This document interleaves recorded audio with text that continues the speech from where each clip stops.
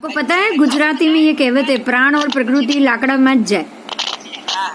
क्योंकि आप जो संस्कार लेकर आए हैं, अगर वो संस्कार को आपके नए नए कर्मों से उसको भी आपने वापस ही भरा, उसको आपने खत्म नहीं किया। ये संस्कार को हमें खत्म करना है।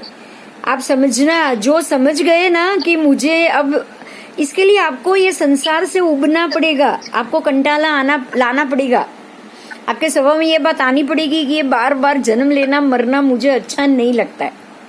जिस दिन आपको ये अच्छा नहीं लगा, आप नए कर्म नहीं बांधोगे, पुराने खत्म करोगे, तब आप अपने पर लगे हुए सारे संस्कार को मिटा पाओगे, उससे पहले नहीं। हमें हमारे ऊपर लगे सारे संस्कार को मिटाने के लिए मन में इच्छा करनी पड़ेगी कि मुझे ये बार बार जन्म नहीं लेना है। पुनरपि जननम पुनरपि मरणम पुनरपि जन्मम पुनरपि मरणम पुनरपि जननी जठरे शयनम। मतलब बार बार माँ के पेट में गर्भ में मुझे नहीं जाना है।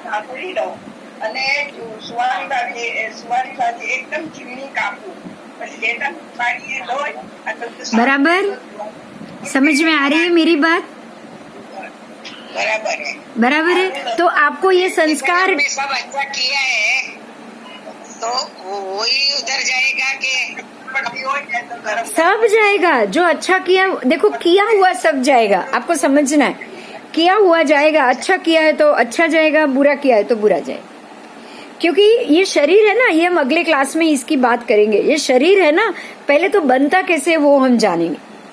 और वो जैसे पता चल गया ये कैसे बना, तो आपको पता है जैसे रुई को भिगोगे तो पानी वाला रुई सिकुड़ेगा ही सिकुड़ेगा। रुई को अगर जलाओगे तो वो जल के खत्म होगा ही होगा। बोलो उसमें कोई दूसरा चीज हो सकता है? हो सकता है? नहीं हो सकता। अगर मैं कपड़े को जलाऊंगी तो धुआं निकलेगा ही निकलेगा। कपड़ा जल के खत्म, काला जो काला हो जाता है ना, काला जो भस्म हो जाती है ना, वो भस्म बनेगी ही बनेगी।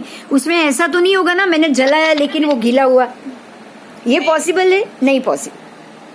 इस चीज को हम अगले क्लास में पूरा सिस्टमेटिकली समझेंगे। Thank you very much. ठीक है, ठीक है। बस हमें इतनी तैयारी रखनी है कि कर्मों से हमें छूटना है और कुछ नहीं जाना। आपका ये मन होना चाहिए कि ये सारे झंझट क्या, जन्म लो, मरो, बच्चों को पैदा करो, उसके अंदर संस्कार डालो, कर्म से बचते रहो बचते रहो बचते रहो। बुरा हमें पसंद नहीं है, अच्छा हम कर नहीं सकते। ये झंझट से मुझे मुक्त होना। ज्ञान नहीं था। हाँ, अब तक बस अब कोई बात नहीं। अब आया है ना, तो अब हमको 3-4 जन्म लगेंगे, लेकिन इस ज्ञान को पकड़ के रखेंगे। वो तो पकड़ के रखेंगे। अब जो भी कर्म करोगे ना, डर के करना है, डर के करना है कि ये मेरे साथ आ न जाए, ये मेरे अंदर संस्कार पड़ न जाए। बस अब ये डरना पड़ेगा। समझ कर ही चलने का है ना, बोलने का कोई भी है तो पढ़ने का वो भी सब। हाँ, हमें सोच समझ के चलना पड़ेगा, बहुत ध्यान से और सोच समझ के चलना पड़ेगा। આત્માનું લેખાજોખા કોણ ડિસાઈડ કરતું હશે કે हम हमारे खुद पे ही, हमारे खुद के आत्मा के ऊपर ही वो लग जाता है। जो कार्बन शरीर बोलते हैं ना, जो आत्मा के साथ ही रहता है, जो संस्कार आप कहते हो कि नहीं कहते, जो मैं बोल रही हूँ ना, संस्कार का शरीर, એને કેવી રીતે समझ પડે कि મને હવે આ શરીરમાં જન્મ લેવો છે? वो कर्म ही उत्पन्न होते हैं, उसका समय आ जाता है। आपके भीतर ये कर्म का शरीर जो हमारे आत्मा के ऊपर लगा हुआ है ना, देखो हमारी पहले तो आपको ये सोचना पड़ेगा हमारी आत्मा कैसी है, आत्मा का शरीर कैसा होता है, और उसके ऊपर ये लेप कैसे लगता है। जैसे कि एकदम प्लेन पेपर लो, एकदम प्लेन पेपर लो आप, और उसके ऊपर पहले लाल रंग की पीछी से लाल रंग लगाओ, उसके ऊपर अभी पीला लगाओ, उसके ऊपर काला लगाओ। आप रंग लगाते ही जाओ, लगाते ही जाओ, लगाते ही जाओ। क्या होगा?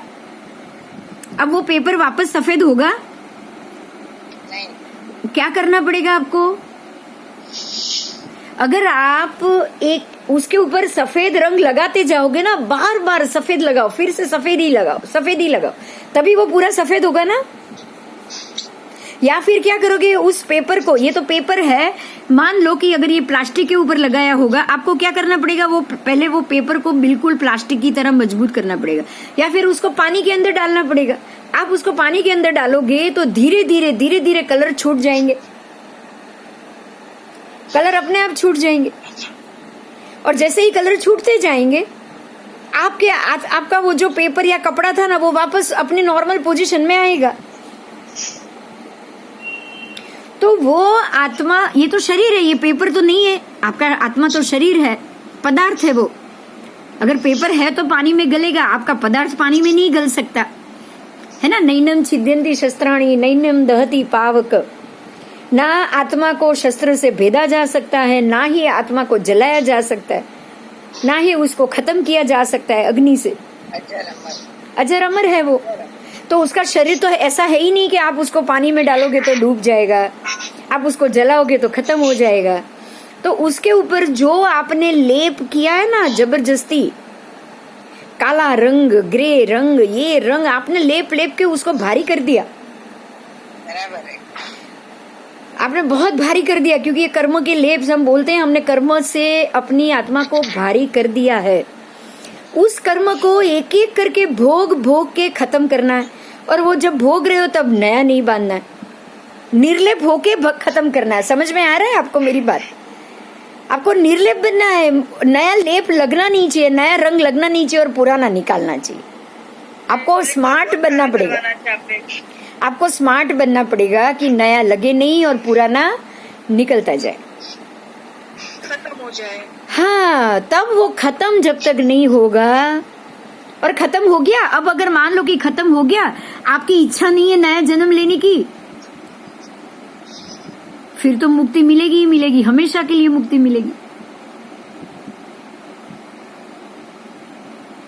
तो ये उसका प्रोसीजर है। बहुत सी आत्मा ऐसी मुक्त हुई है और हम भी हो सकते। हमको इसको पल पल जानना पड़ेगा और पल पल जान के इसकी तह तक पहुंच के उसको एक एक करके हमारी आत्मा से हटाना पड़ेगा। ठीक है? खाली अपने में प्रोसीजर खबर होनी चाहिए कि कर्म, हाँ, प्रोसीजर भी खबर हो, प्रोसीजर भी पता होना चाहिए। और वो प्रोसीजर करते वक्त नए नए कर्म से बंधना भी नहीं चाहिए। पता है, एक डॉक्टर जब अपने बच्चों का ऑपरेशन करता है ना, तो वो हर पल ये सोचता है कि मैं एक डॉक्टर हूँ, मैं नॉर्मल डॉक्टर हूँ, चाहे मेरा बच्चा हो, मुझे फीलिंग्स में नहीं आना है। अगर वो फीलिंग्स में आ गया, अरे ये तो मर रहा है, ये मेरा ही बच्चा मर रहा है, तो वो ऑपरेशन नहीं कर पाएगा। उसको सामान्य डॉक्टर बनना पड़ेगा या नहीं बनना पड़ेगा? अगर एक टीचर है, वो अपने बच्चे को पढ़ा रहा है, तो कैसे पढ़ाएगा? नॉर्मल बच्चे की तरह पढ़ाएगा या मेरा बच्चा है सोच के पढ़ाएगा?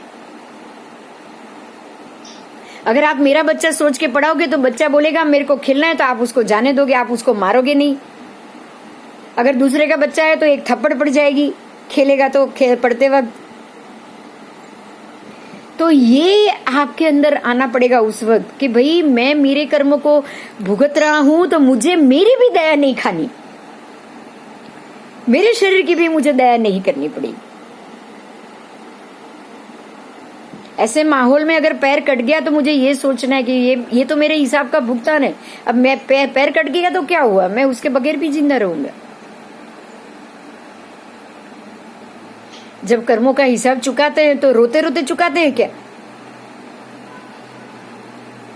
समझ में आ रहा है ना? अभी सब हिम्मत तो चाहिए ही चाहिए।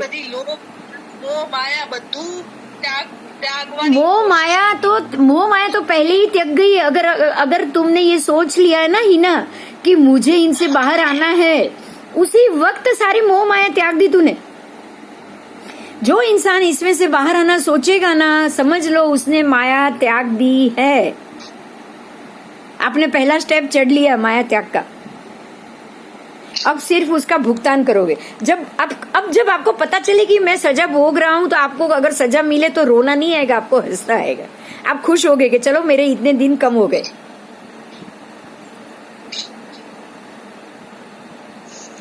पॉजिटिवली लेवानी आपने। हाँ, जिंदगी में। अच्छा, सबसे पहले तो आपको यही सोचना है कि ये किया ही मैंने है पिछले जन्मों में। जब मेरी ही गलती है तो किसी और का तो दोष आएगा ही नहीं। मेरा किया हुआ है वो वापस। बस मेरा ही किया हुआ है जो मैं भुगत रहा हूँ, तो किसी और का दोष है ही नहीं। तो फिर आपके नए कर्म बंधेंगे? नए कर्म नहीं बनने का यही सबसे बड़ा कारण है कि मुझे जो मिल रहा है मेरे ही किए हुए कर्मों की सजा है। अब अगर मेरा ही कर्म मुझे मिल रहा है तो कोई और इसका जिम्मेदार है ही नहीं, फिर नया कर्म बंधेगा ही नहीं। आपको कोई मार रहा है तो भी कर्म नहीं बंधेगा। अभी तो आप ये सोच सकते हो ना, अभी सोच सकते हो, आप मैच्योर हो, अभी मैच्योर हो, जरूर सोच सकते हो। प्राप्त हुआ है इसलिए। हाँ प्राप्त हुआ। हाँ, बस મેડિટેશનમાં ઓર ડીપમાં જવું હોય તો શું પ્રોસીજર છે?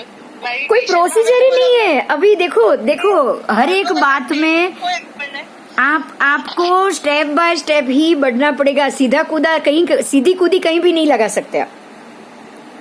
હા, હવે જો આપણે 15 મિનિટ બેસી હવે અડધો કલાકનો એક્સટેન્ડ કરીએ તેમાં આપણે કઈ ઓમનું મંત્ર જાપ કેવું કરવું પડે કે ખાલી આત્માનું आप सिर्फ जितना कर सकते हो ध्यान में उतना करो। जब लगे कि ये ध्यान मेरा टूट रहा है तो वही सोचो कि मैंने ये जन्म में क्या क्या कर्म किए और मुझे क्या क्या चुकाना है। आप पिछले जन्म के तो नहीं याद कर सकते, इस जन्म के तो कर सकते हो ना। वो तो याद ही थोड़ा होगा। इस जन्म का तो है ना, पर कि मैंने इनके साथ गलत किया, मैंने इनके साथ गलत किया, वो तो है कि नहीं। क्षमा कर लेते, बस सबको याद करो और उसको भूलते जाओ, उसको दिमाग से निकालते जाओ, उसको सबको माफ करते जाओ। ये सोचो अब आप ये सोच सकते हो कि कहीं ना कहीं इसमें मेरी गलती थी, कहाँ थी। बस जो भी किसी से झगड़ा हुआ है इस जन्म में तो वो भी मेरी ही गलती है। कहाँ मेरी गलती है? बस गलती ढूंढो, अपनी गलती ढूंढो। कुछ नहीं करना है जिंदगी में, हमें सिर्फ अपनी गलती ढूंढनी। हम दूसरे पे नहीं, दूसरे को ब्लेम बिल्कुल नहीं कर सकते। खुद ने किया, बस खुद नहीं है मेरी, आपको मिलेगी भी। आप ये देखना, आपको अपनी गलती मिलेगी भी मिलेगी ही मिलेगी। पहले आप जब अपनी गलती ढूंढना सीखोगे ना, तभी ही दूसरे का अच्छा देखना सीख पाओगे। पहले हमें गलती ढूंढनी है, बात करते हैं तो मालूम होता है। हाँ, फिर दूसरे का क्या अच्छा है वो ढूंढेंगे। ठीक है? हाँ ठीक है, चलो प्रवीण भाई क्या छो? ભાઈ બંધ કરો હવે, મને લાગે નથી એટલે આપણી ક્યારના સવાલ જવાબ ચાલે। रिकॉर्डिंग चल रहा है, रिकॉर्डिंग हो रहा है, आपके सवाल के जवाब रिकॉर्डिंग हो रहे, बहुत अच्छी बात है ना भाई?